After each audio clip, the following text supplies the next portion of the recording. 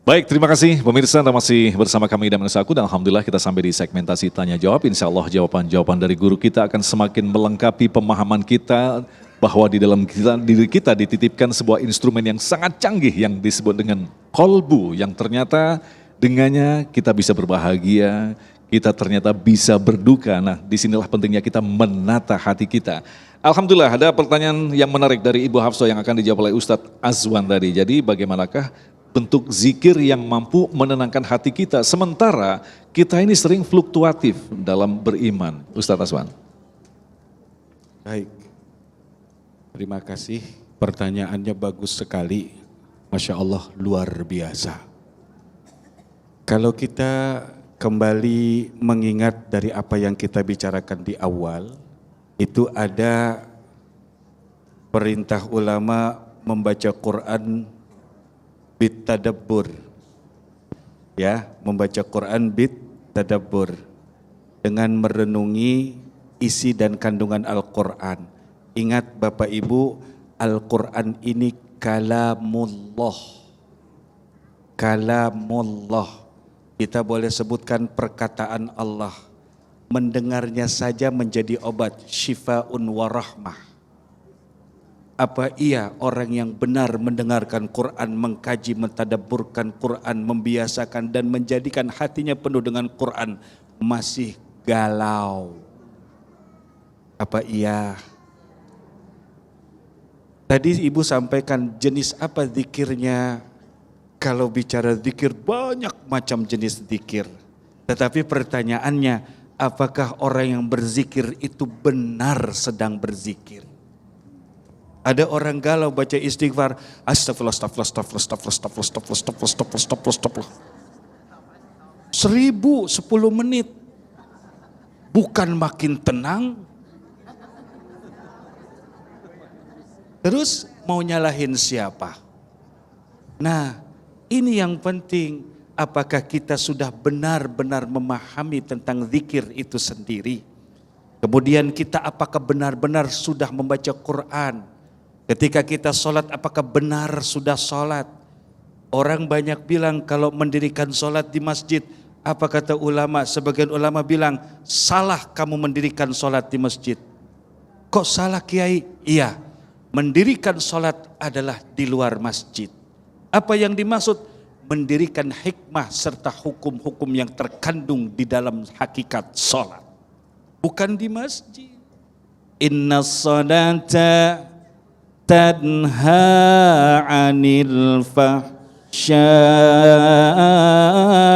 wal munkar.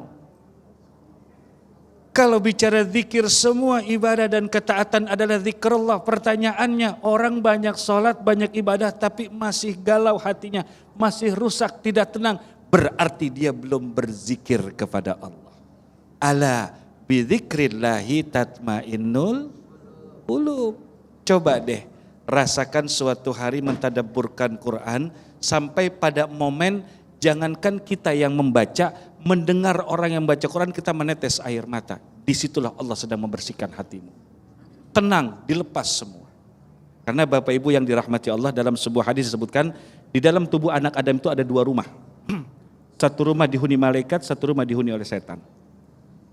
Jika dia memperbanyak ibadah, ketaatan, zikir kepada Allah, maka setan yang di sebelahnya gak betah, dia keluar. Karena itu sedikit bisikan-bisikan dan arahan keburukan yang dimiliki oleh orang itu.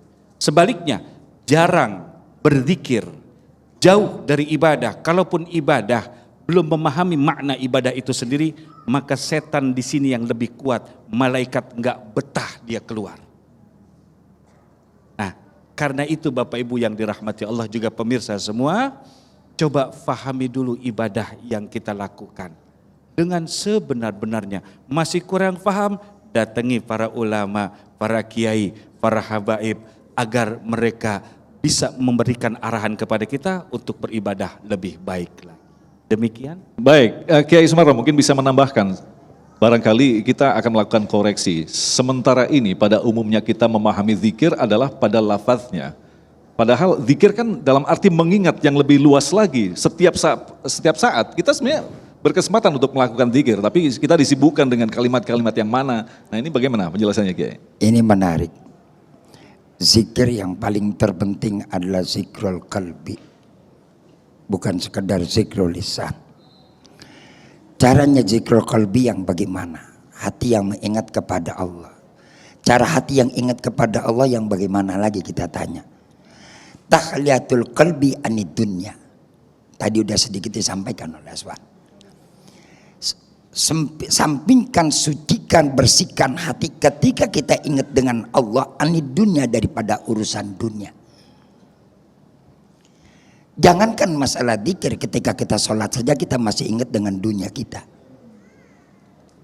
Maka Allah sebutkan dalam Al-Quran, fawailul lil musallin alladzina hum an sholatihim sahun.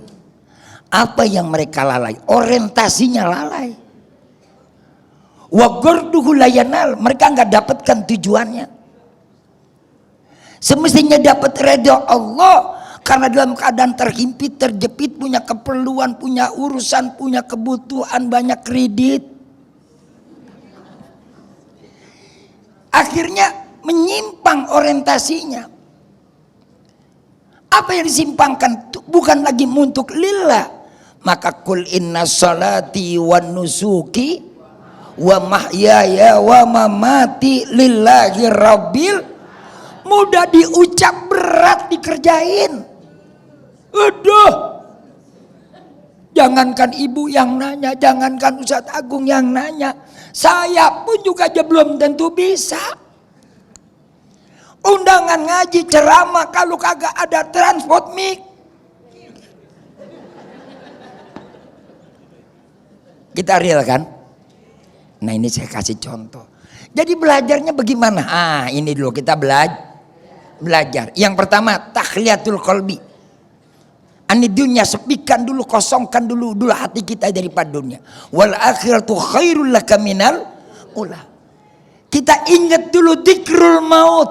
Ingat dulu mati.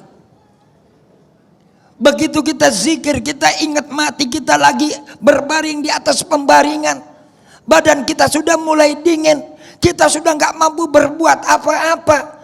Roh kita menyaksikan badan kita. Yang datang anak kita lagi menangis, saudara kita lagi menangis, istri kita lagi menangis, suami kita lagi menangis. Nggak ada yang doakan kita. Sementara kita lagi butuh doa, itu yang kita pikirin. Kalau nggak percaya rasain deh. Swear. Makanya faksiru min dzikri hadimil lazat. Orang kalau pengen hatinya tuh betul-betul bersih, banyak ingat mati. Nih yang pertama, kosongkan hati dari dunia, banyak ingat mati. Yang kedua, ini dua aja pas satu jauh tetap. Oh satu, ntar aja kok gitu. Yang satu ntar. Baik, pertanyaan berikut yang akan dijawab oleh Kiai Sumarno dari Bapak Yuda. Bismillahirrahmanirrahim. Assalamualaikum warahmatullahi wabarakatuh. Perkenalkan Ustadz, nama saya Yuda Ustadz. Izin bertanya Ustadz, kita tahu bahwa rukun iman itu ada namanya, salah satunya adalah khodo dan khodar. Jadi segala sesuatunya itu sudah ditentukan oleh Allah. Jadi kalau kita mengimani itu, tentu hati kita sudah tenang sebetulnya. Cuman kita sebagai manusia Ustadz, kita dilengkapi dengan akal pikiran. Kita bisa berpikir, bertindak. Lah kadang-kadang kita sebagai manusia, hati ini dipengaruhi oleh akal pikiran kita, ya. Jadi kadang-kadang hati mengatakan A, tapi pikiran kita mengatakan B. Seperti Ustadz tadi real, ya, bahwa datang ke Masjid Tampil kalau ada ongkosnya juga mikir kan gitu, ya kan, real kan gitu. Jadi bagaimana mensinkronkan antara hati dan pikiran kita itu seistiqomah, tetap di jalan Allah. Dan mana yang harus didahulukan Ustadz? Apakah hati kita atau pikiran kita? Kadang-kadang hati kita juga kotor, kan gitu Ustadz. Mana yang harus dipikirkan antara hati dan pikiran? Jadi itu Ustadz, mohon pencerahannya, mohon jawabannya. Atas beritanya saya ucapkan terima kasih. Assalamualaikum warahmatullahi wabarakatuh.